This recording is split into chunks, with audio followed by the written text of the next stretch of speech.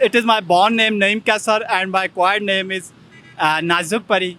Qatil Hasina, you are talking in English and that's very good, but what's your qualification then? I'm MBA qualified, ma'am. जितना जितना मैं ये transgender form में आता गया, मेरे अंदर एक पॉजिटिव चेंज भी आती गई. प्राउड माई सेल्फ के देखें कि मैं ऐसा हूँ, तो जिन्हें मैं देखता था वो भी मेरी तरफ वो अट्रैक्ट होती हैं. हमारी सोसाइटी जो इस तरह की है ना, नेगेटिव थॉट की है कि ये किसी को कमज़ोर को जीने नहीं देते.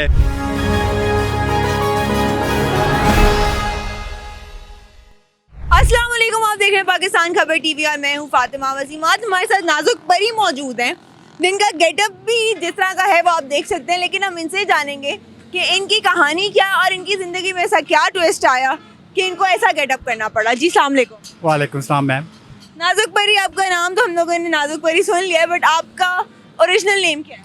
Actually, my real name is Naeem Kassar, and this is my acquired name Nazuk Pari. It is my born name Naeem Kassar, and my acquired name is Nazuk Pari. Qatil Hasina. Qatil Hasina, you are talking in English and that's very good, but what's your qualification then? I'm MBA qualified, ma'am. MBA qualified, and what are you doing in such a getup?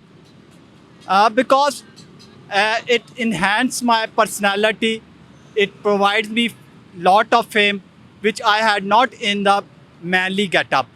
I was loser in manly shape, but I achieve a lot in this form of transgender form.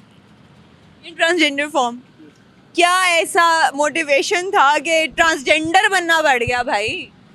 Ma'am कहते हैं ना, suit करने की बात है. जैसे आपको ये प्रोफेशन सूट करता है कि आपने शायद कोई और भी जॉब्स की हो, लेकिन आप यू फील कि जी मुझे मीडिया की जॉब ज़्यादा सूट करती है, तो आपने ये कंटिन्यू किए.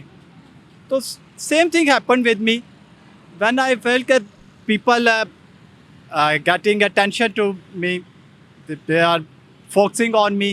Then I thought that I should continue this appearance and getup. It suits me, it enhanced my personality, it provide me a fame lot. क्या हुआ था लाइफ में ऐसा जो आप ट्रांसजेंडर बन गए और इस तरह का गेटअप आपने ले लिया? क्या ऐसा टर्निंग पॉइंट फैमिली की तरफ से था? क्या सीन?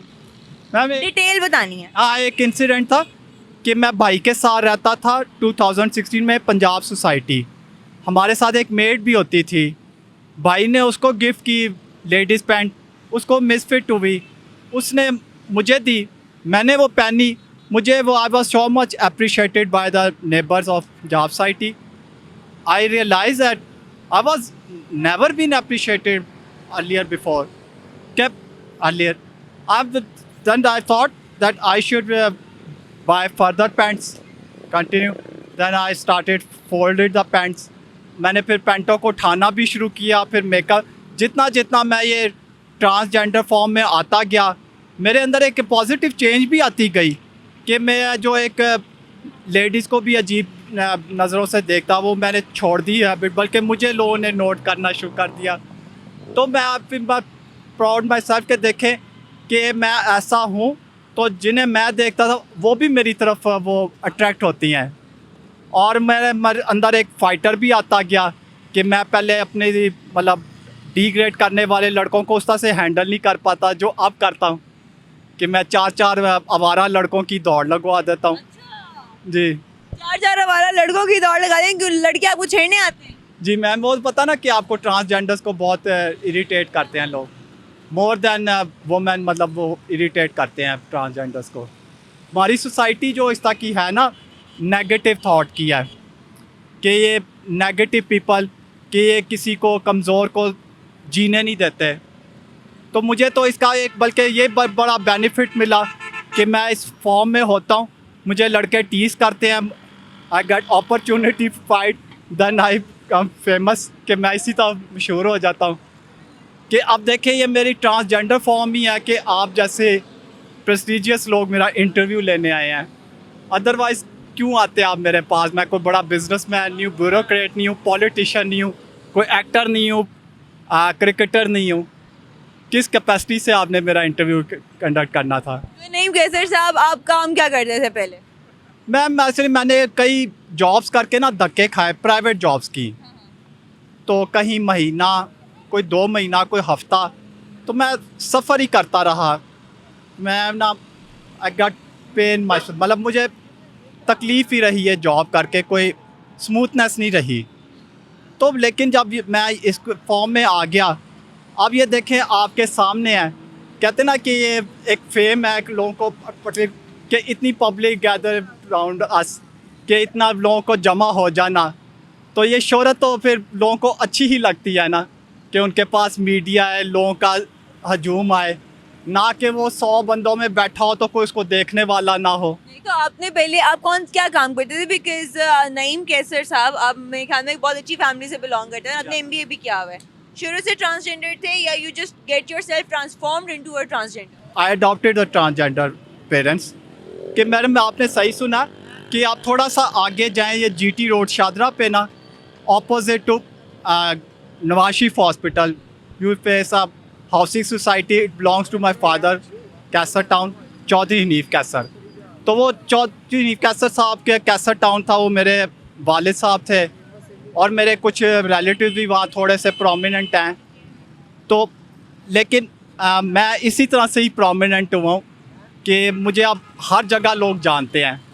ये गुलाबो क्या बनी हुई, क्या मुंह पे, चेहरे पे आपने क्या पिंकी पिंकी क्या लगाया हुआ है? तो ब्लश ऑन होता है, आपने पता नहीं क्या पिंकी पिंकी। हाँ, आप सही कह रही हैं मैडम, मेरा कोई प्रॉपर उस तरह का मेकअप तो नहीं है, मेरा तो जस्ट क्लाउन मेकअप है कि लोगों को अट्रैक्ट करने के लिए, कि लोग देखें कि क्या अजीबो गरीब सी हरकत आ रही है, तो वो लोग इससे अट्रैक्ट हो और एंटरटेन हो।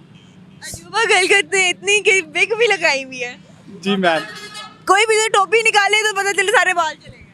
हाँ यस मैम, वो ऐसा ही है कि मैं खुद तो बहुत शॉर्ट बाल रखे हैं, लेकिन ये एक इत्तेफाक की बात है कि ये जो मेरी अब विग का स्टाइल है ना, ये बहुत अरसा पहले मेरी एक रियल सिस्टर ने ऐसी हेयर कट अडॉप्ट किया था। तो अब मैं उनको बताता हूँ, वो हैरान होती है कि वाकई मैं उन्हें बताता हूँ ना कि तारीख़ अपना आप दोहराती है, कि कुछ अरसे बाद एक फैमिली में वो दूसरा बंदा भी वही काम करता है। तो ये कहते हैं ना तारीख़ कभी अपना दोहराती है, तो वाकई वो हैरान कि नेचुरली मुझे विग का वो स्टाइल मिल गया, मुझे किसी ने गिफ्ट की, तो मुझे ये चीज़ इस तरह सूट कर गई। तो बाकी ये कि मैं अपने बाल मैम बढ़ाता नहीं, मुझे लोग कहते हैं ना, क्योंकि मुझे आई फेस टीजर्स कि फिर ये फाइट में प्रॉब्लम, जो लड़के बाल बढ़ा लेते हैं वो फिर they are disable for fight, कि वो लड़ तो नहीं फिर किसी से सकते, और उनको फिर मतलब वो टेम्परेचर भी उनको प्रॉब्लम देता है, गर्मी से वो उनका बुरा हाल होता है। अच्छा शुगर, क्या लगता है पूरे दिन में कितने लोग आपको छेड़ते हैं, और जब कोई छेड़ता है तो आपका क्या रवैया होता है उनके साथ, क्या क्या डायलॉग होता है जो आप बोलते हैं? मैम एक आप मीडिया वाले पर्सन है, मतलब मैं फिर उनको एक कहते हैं ना डर्टी सा एक वर्ड बोलता हूँ, गाली ही देता हूँ, आप लोग तो सेंसर ही कर देंगे, लेकिन कहते हैं ना कि अच्छे लोगों के साथ अच्छी ज़ुबान, कि जहाँ अच्छा माहौल हो और नाजुक परी इंग्लिश में बात करती है, लेकिन जहाँ गामे माजे आ जाए फिर वहाँ देसी झटका स्टाइल चलता है, तो वो एक नाजुक परी फिर गाली ही देती है। चलिए मेरे ख्याल में, लेकिन आप मुझे दीजिए इजाज़त, इंशाल्लाह जल्द हाजिर होंगी, तब तक के लिए अल्लाह हाफिज़।